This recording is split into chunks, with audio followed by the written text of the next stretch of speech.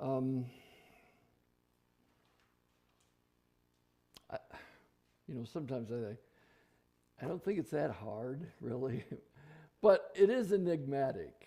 There are some things here that, we got to think about that. And there are a few things that I'm not sure about. But remember, as we've been going through these parables, we're not doing a deep dive into them, are we?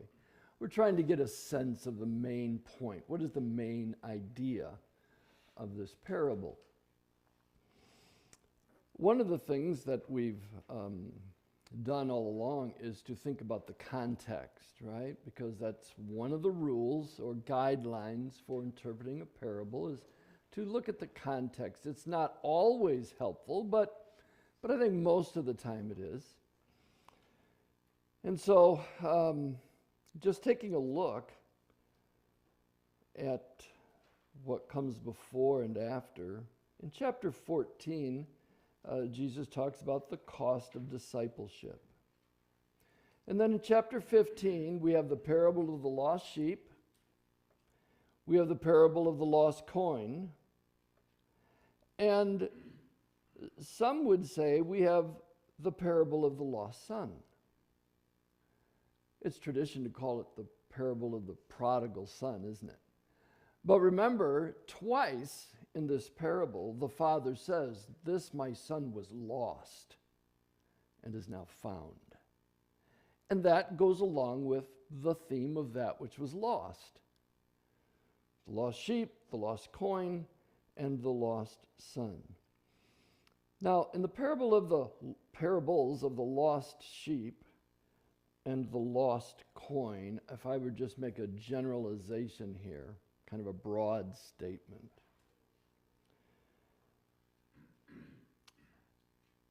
you search and find that which is of great value to you, like the sheep, like the coin, and like the son.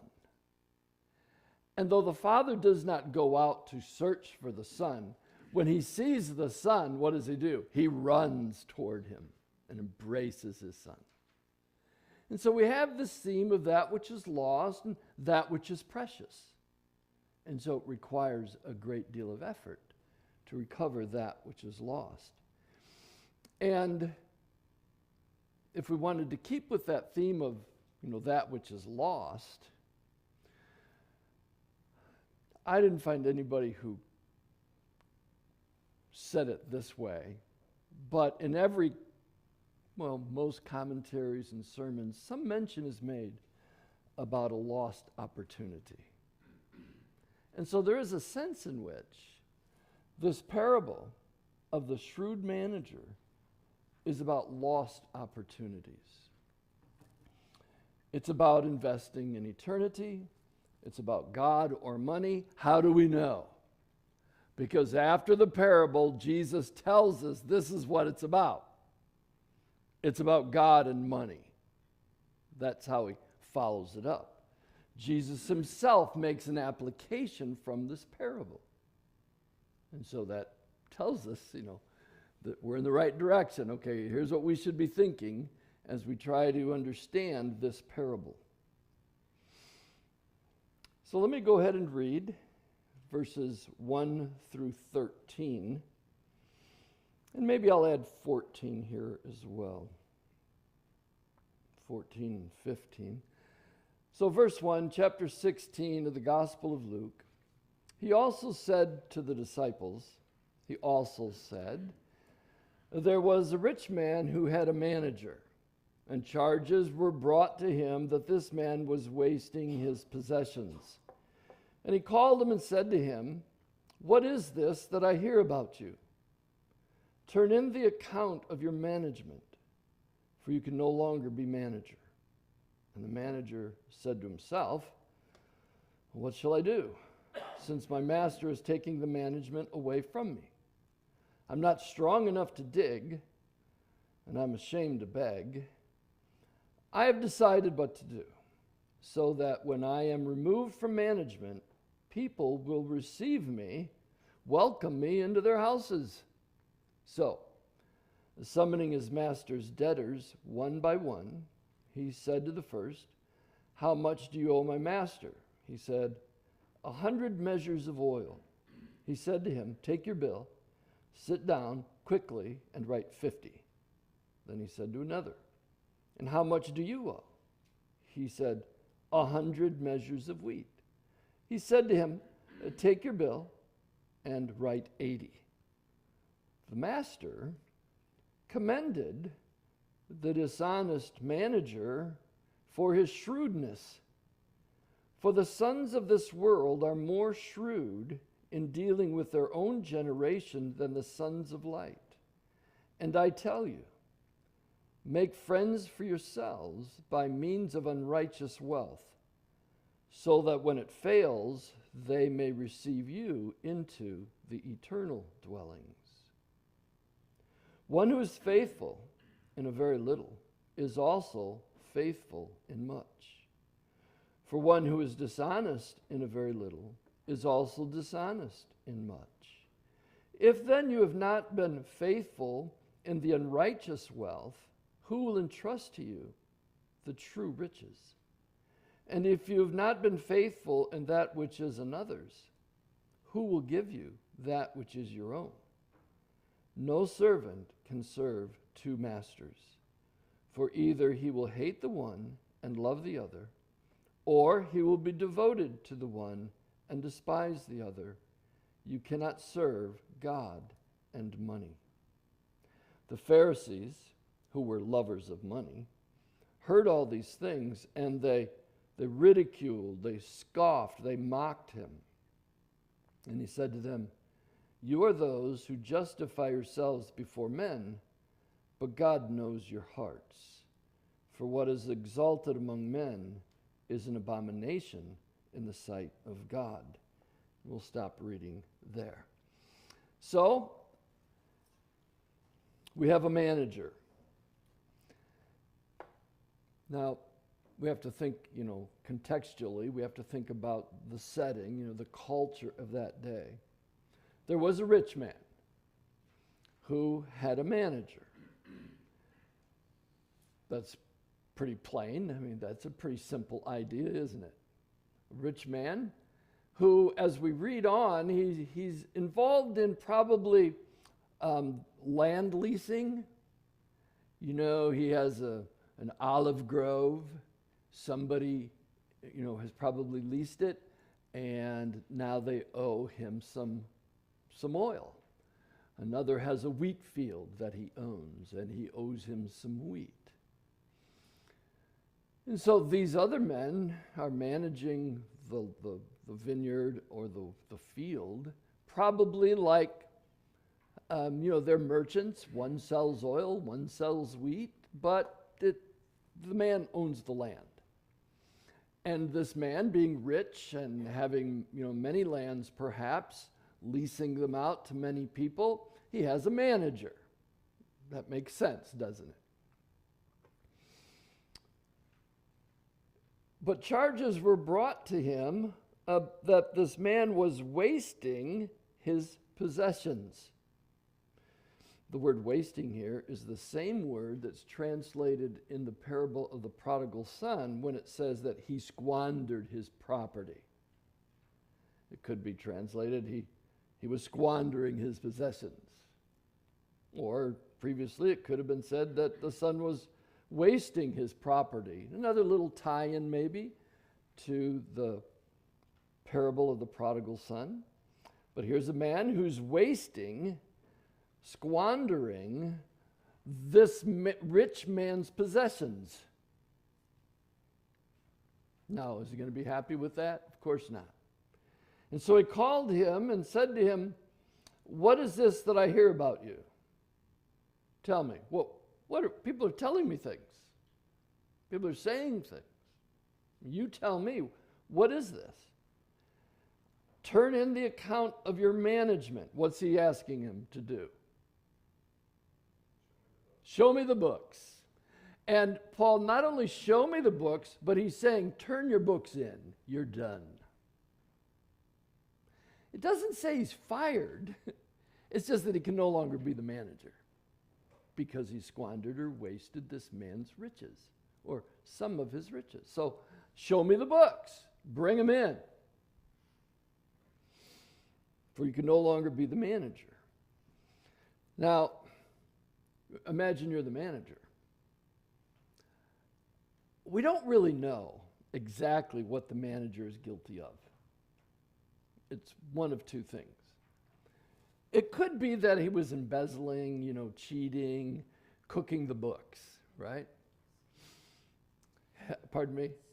Skimming. That's one possibility. It could just be that he was a bad manager. I think perhaps that might be what Jesus is getting at in this parable. He's just a bad manager. The books are a mess. And he's no longer qualified to be a manager. Now it's a parable, remember. We don't dig too deeply into the details. But for whatever reason, he's just not a good manager. He can't do it anymore. Give me the books. So this guy sits down, and in my mind, I kind of pictured him, sitting at his desk. He's got the candle going, and he's just thumbing over the books. He's got to turn this in tomorrow. What am I going to do now? Now, it seems maybe a little odd that, let me get to that in just a moment. So he's sitting and going over the books, and he's thinking, now what am I going to do? How am I going to live? Now that the master is taking the management away from me. I'm not strong enough to dig. He's an office guy. He's a bookkeeper. He doesn't have any calluses on his hands. He doesn't have any muscles in his arms or in his back. That's not what he's been doing. I can't even dig. And he's too proud to beg. I mean, he's been associated with this wealthy man. He's a man of influence himself. Can you imagine him swallowing his pride and going out and digging ditches all day? He just won't do that either. So, verse 4, I've decided what to do. He came up with a plan. He came up with a scheme. So that when I am removed from management, people may receive me or welcome me into their houses. Now, this takes us back to the fact that in that culture, in that day, a rich person often had servants and managers who lived in their house with them. He had an office, he had a room, he just lived there with the rich man. That was very common. Many slaves and servants lived in the houses of their masters. Some of them were bookkeepers, some of them were educators, some of them were bakers, right? They just lived in the master's house with him. And this man, being his manager, his bookkeeper, lived in his house. Now what's going to happen to him? He's going to be homeless. He's thinking, I can't dig. I'm too proud. I'm going to be homeless. I'm getting kicked out. So that's a part of the scheme. Where am I going to live now? And I've decided to do something so that people may receive me into their houses. Today that might seem kind of odd, but in that day that was reality. How am I going to work this so that many people would be willing to have me come and live with them? That's a pretty good scheme. You know what? Well, that's what he's thinking. That's what he's decided to do. So, verse 5, summoning his master's debtors one by one. Now, in this parable, Jesus only gives us two examples, but the idea is that he went through the books, found all of the debtors, and here are a couple of examples of what he did. So, one by one, he said to the first, how much do you owe my master? He said, 100 measures of oil. Now, this is no small amount of oil. The ESV has a little note here. If you follow it down, it says it's about 875 gallons of oil. I forget now, but it would take, some of them have calculated how many olive trees it would take, how many acres it would take, so that you could, in one season, owe somebody 875 gallons of oil. So this guy purchased, on kind of a lease agreement, this oil, and he distributes it. This is a lot of oil. And it's perishable. And so, he says to this guy, how much do you owe? 100 measures. And so he said, okay, take your bill, sit down quickly. Come on, let's do this quickly. I mean, scam guys, this is what they do. You get the scam call on your phone, right? The telemarketer or somebody, hey, you owe the government. You don't have time. You don't even bother calling. I'll take care of it for you. You can trust me. Let's do it right now. Give me your bank account or your checking account number. Let's do it quickly, right? Same thing here. Let's handle this quickly. So take your bill, and this was very common. This is what they would do. They would write it out on paper. They didn't have computers and, software and programs. They kept everything on paper. And that's what they would do. They would write out his bill. They would give him a copy. And he says, how much do you owe? Well, it's written here, 800, let's see, what was it? 100 measures of oil. So, write 50. Why 50? He cuts it in half here, but in the wheat he only takes off, 20%? Because in the oil in those days was usually marked up 100%. Now this isn't oil like we have here in Oklahoma. This is olive oil. They usually charge twice. They doubled it. Why? Remember, in Judaism, there was a law against excessive usury, right? Excessive interest. They got around that how? You just charge more. It's not interest, that's the cost. And so they would mark oil up 100%. And so he says, well, let's take off the interest, as it were, and let's just make it the real cost, 50. Now, what do you think this guy is going to do? Yeah, where do I sign? Yeah, absolutely. Thank you very much. Man, I'm indebted to you. If you ever need a place to stay, come and see me. Because he has people living with him as well. So if you, come and, as it were, work for me, live with me. That's probably how he's going to respond to this. And he said to another, well, how much do you owe? And he said, 100 measures of wheat. And so he said, take your bill and write 80. Mark it down about 20%. That's what you've been overcharged. And, there's your bill. That's what you owe. Now, this was not illegal.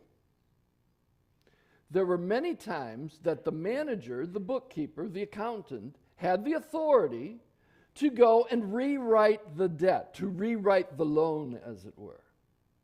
It may be a time of drought, right? The crops fail.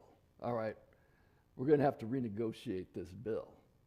Or maybe there's locusts have gone through the olive grove and there's no good crop this year. All right, we're going to rewrite it. There are several reasons why a manager would rewrite what you owe. And so what he's doing, none of these people are going to report him, are they? They're not going to tell the master, let's just keep it quiet. And when I show up with my bill and it's been changed, he won't think anything about it. So that's what's going on here. Verse 8. Now this is where it gets kind of tricky. The master commended. Now the question is, the master. Now, is this Jesus, the master, commending this honest manager, or is it the rich man, the master? Most agree that this would be the rich man who is commending him. So this rich guy, he hears what's going on, and he says, you know what? Got to give him credit. Got to give him credit here. Wow, did he get me? And so the master commended the dishonest manager for his shrewdness. Now that word shrewdness, to us as we read it, it's always a pejorative, it's always a negative, but technically, it speaks of wisdom, prudence, discernment. This guy's just being prudent. He's being wise. And so he commends this manager for his shrewdness, his cleverness. And now Jesus then adds this. For the sons of this world are more shrewd in dealing with their own generation than the sons of light. Now, the sons of this world versus, in contrast to, the sons of light. Now, in biblical terms, in Jesus' own teaching and in Paul's teaching, who are the sons of light? Believers. Who are the sons of the world? Unbelievers. And he's saying that in many ways, unbelievers are more shrewd than believers.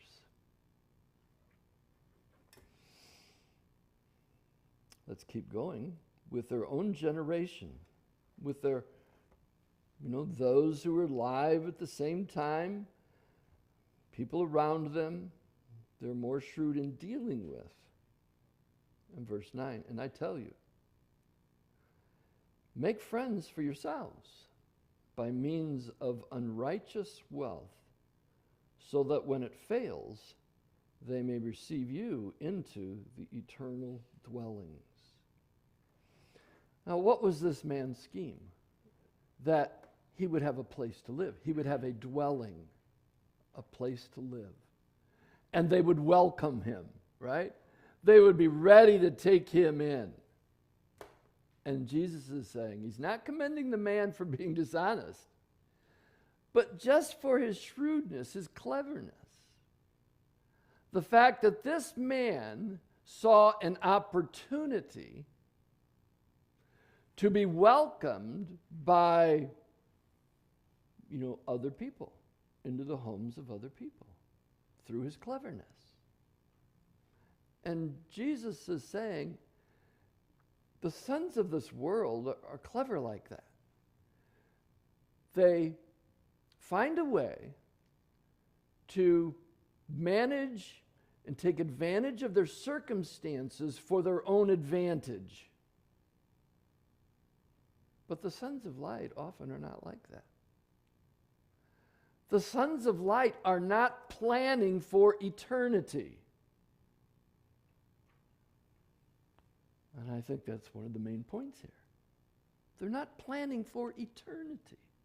They're not planning for their eternal dwelling place. You should be more like him,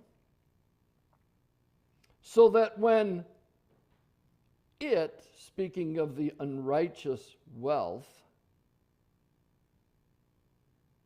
or some versions say unrighteous manna, but he's talking about money. It's a thing of the earth. It's material. It's temporal. It's not eternal. In that sense, it's just unrighteous wealth. And you should be like that. You should make friends for yourselves, so that when it fails, what? Your unrighteous manna, your wealth, your temporal money and possessions. What good are they going to do you when you go to eternity? They're not going to do you any good. It's going to fail eventually, isn't it? It's no longer going to serve you. Well, you should, like this man, use your wealth so that when it fails at the end of life, there may be those who are there to receive you, to welcome you into the eternal dwellings. Eternal dwellings is heaven. You should invest your material wealth in such a way that when it's time for you to go to heaven, there will be those there who, because of you, are welcoming you into heaven. That's the big idea here. It could be believers who have been blessed through your financial contributions. But the big idea probably is there will be those there who, because of your investment financially into the kingdom of God, there will be some there who were saved because of what you gave, who are going to be there with open arms welcoming you into your eternal home. Now that's an amazing thought. But that's the thought. That's what Jesus is saying. Investing in eternity. Now, we know that this is what Jesus is thinking about by what he says next. One who is faithful in very little is also faithful in much, and one who is dishonest in very little is also dishonest in much. This is a truism, maybe a little stronger than a proverb. It's a truism. It's an axiomatic statement. This is just true. This addresses people who say, I don't have much, but boy, if I had more, I'd be a big giver. And all the while, they're squandering what little they have. No, you wouldn't. If you're not faithful in a little, why do you think you'd be faithful if you had more? And if you are faithful with a little, you would be faithful with more. That's just axiomatic. It's just, it's a truism. It's a true statement.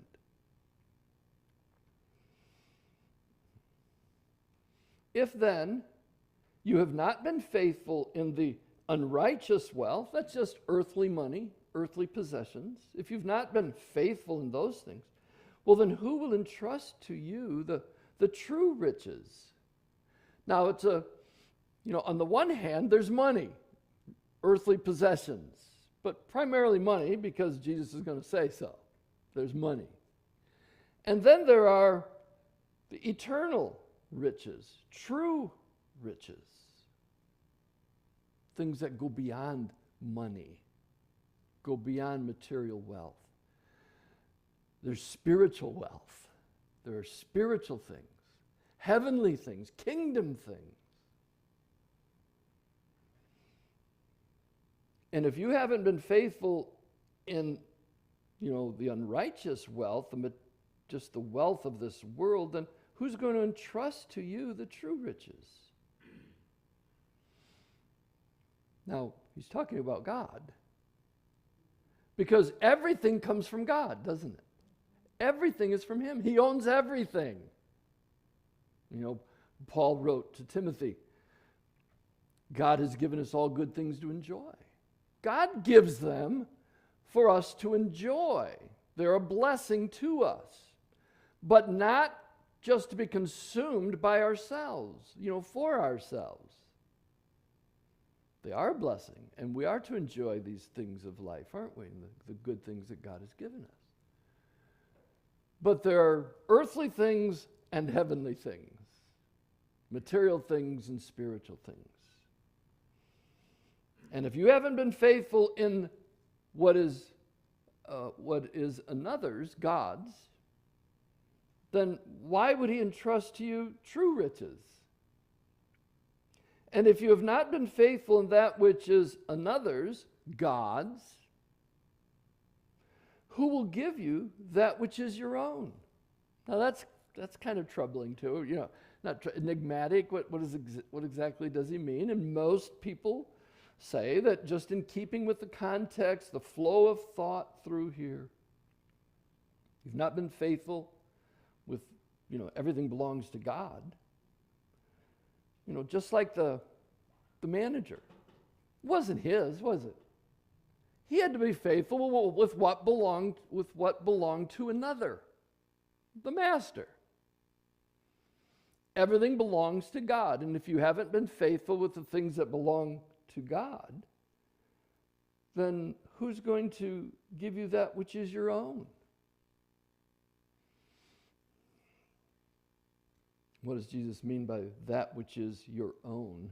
Most think, it's probably a common thought, that he's talking about eternal rewards. When you go to heaven and you squandered what wasn't yours to begin with, then why would God give you rewards in heaven? But if you have been faithful with what God has given you in this life, particularly your money, then when you get to heaven, there will be rewards. Give you what is yours. That's basically the idea. I'm going to give you what is yours, what you now own. And then he says, and no servant can serve two masters. Now you can just imagine a slave and, on the auction block, and two people are bidding and there's confusion, well, whose slave is he? And you go to court and the judge says, all right, I'm going to settle this. He belongs to both of you. That doesn't work. Who's he serve?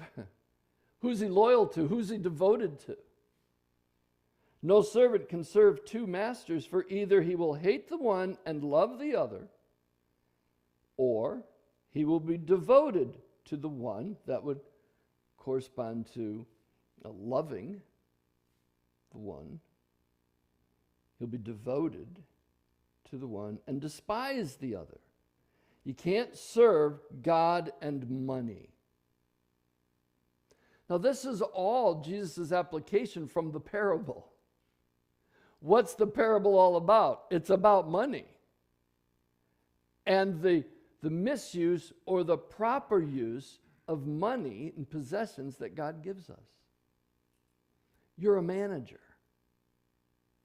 It's not yours. And you're losing out on opportunities to lay up treasures in heaven. Isn't that what Jesus taught? Matthew chapter 6. It's familiar to you. I know right where it is here, so let me just read a few of those verses. Do not lay up for yourselves treasures on earth, where moth and rust destroy, and where thieves break in and steal. But lay up for yourselves treasures in heaven, where neither moth nor rust destroys, or where thieves do not break in and steal. For where your treasure is, there will your heart be also. Treasures in heaven. We can lay up treasures in heaven. And I think this parable is a parable that's suggesting the same idea. Laying up treasures in heaven by what you do with your earthly possessions right now. An interesting passage is in Philippians. Paul, writing to the church at Philippi, this is in chapter 4. Paul's in jail, isn't he? He's in prison in Rome. He writes the prison epistles. Something to know, and I'm sure you are aware of this anyway, but in Rome, under the Roman Empire, if you were arrested, they didn't feed you. They didn't give you any clothes. You didn't get a prison uniform. You didn't get 3 meals and a color TV. You were there on your own. You relied upon other people bringing you provisions. Paul himself relied on his friends to bring provisions. We even find that in the book of Acts. People traveling with Paul, making provision for him because Rome wasn't going to give him anything. And so while he's in prison, one of the letters he writes is to the church of Philippi in chapter 4, beginning with verse 10. I rejoice in the Lord greatly that now at length you have revived your concern for me. For you were indeed concerned for me, but you had no opportunity. Not that I am speaking of being in need. For I have learned in whatever situation I am to be content. I know how to be brought low. I know how to abound in any and every circumstance. I have learned the secret of facing plenty and hunger, abundance and need, and I can do all things through him who strengthens me. Yet, it was kind of you to share my trouble. And you Philippians yourselves know that in the beginning of the gospel, when Paul first went out preaching the gospel, when I left Macedonia, no church entered into partnership with me in giving and receiving except you only. Even in Thessalonica, you sent me help for my needs once and again. Not that I seek the gift, but I seek the fruit that increases to your credit. They gave financially, and Paul says, look, I know how to live without anything. I'm content. But what I was mostly concerned about is that you would receive credit for your financial contribution.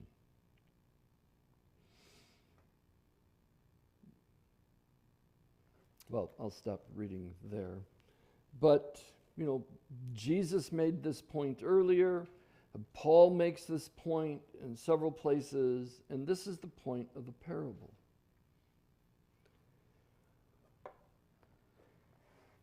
That God has given us earthly things to be used for spiritual purposes.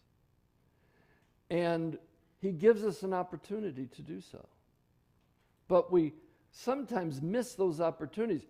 The sons of light ought to, in this regard, be more like the sons of darkness in that they know how to plan and prepare for the future by what they do today.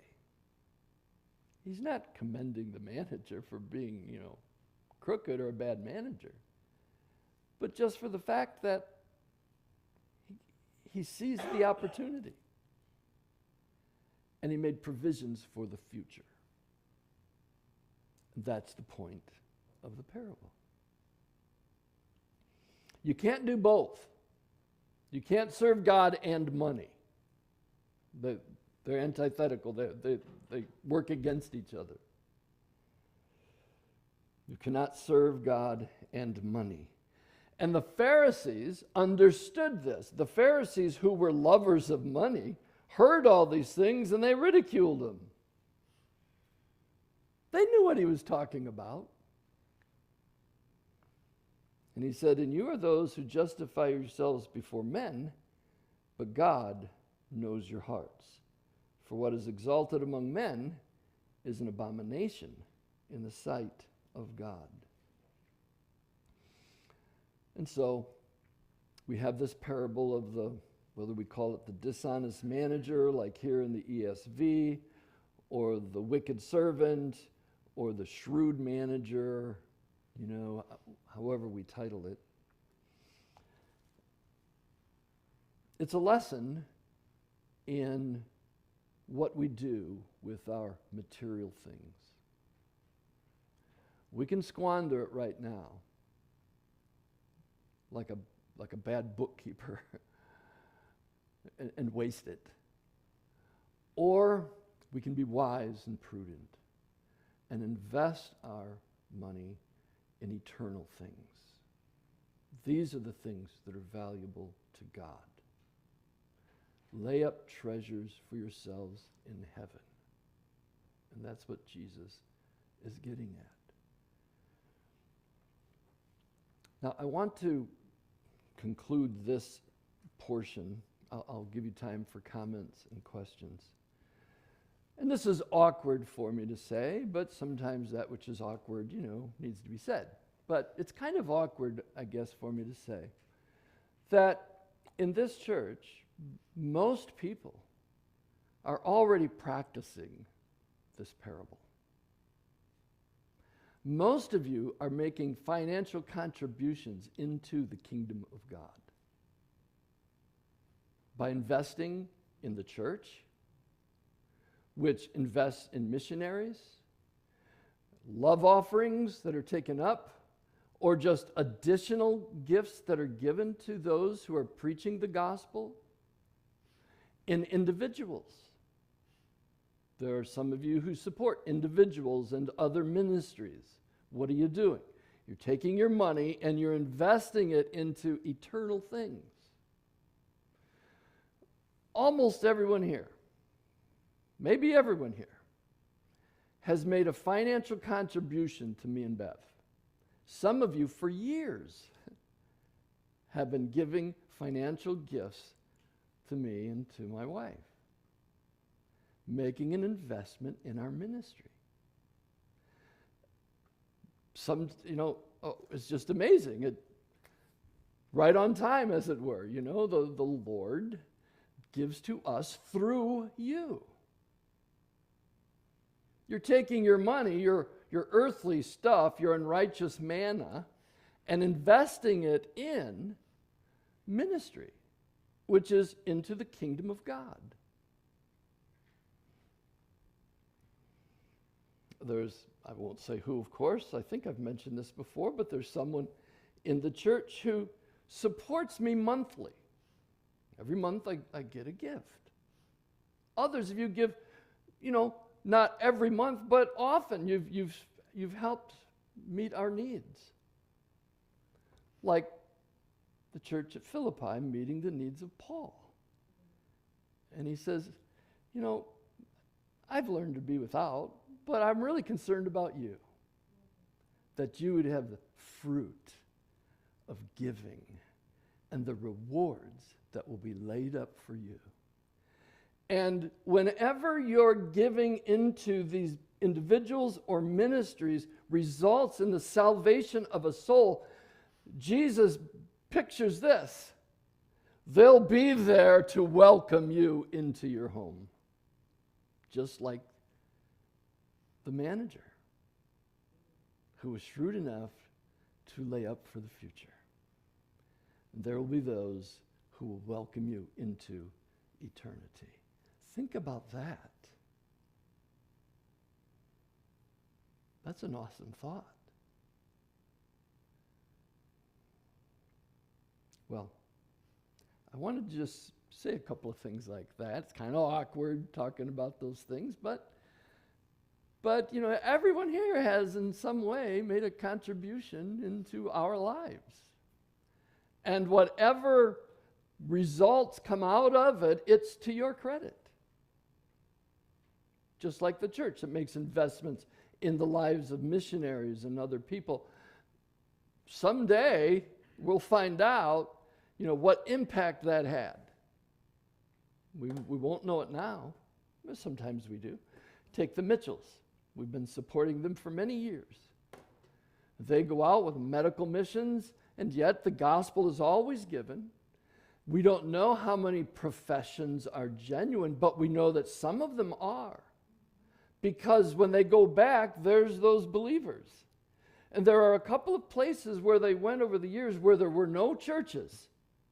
And today, as a result of their work and the work, they were working through a local missionary, now there's a church, a thriving church.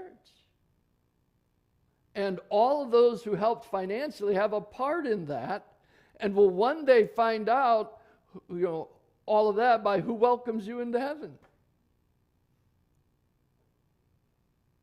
That's just it's not to pat ourselves on the back, but to be amazed at the grace of God, the goodness of God, the riches of his goodness, that he would allow us to invest in spiritual things and that would come back to us in eternity. That's amazing. And yet, that's what this parable is all about. Investing in eternity, choosing between God or money, lost opportunities, gained opportunities. It's all here in the parable of the shrewd manager. All right. So that's it for me, unless you have some questions.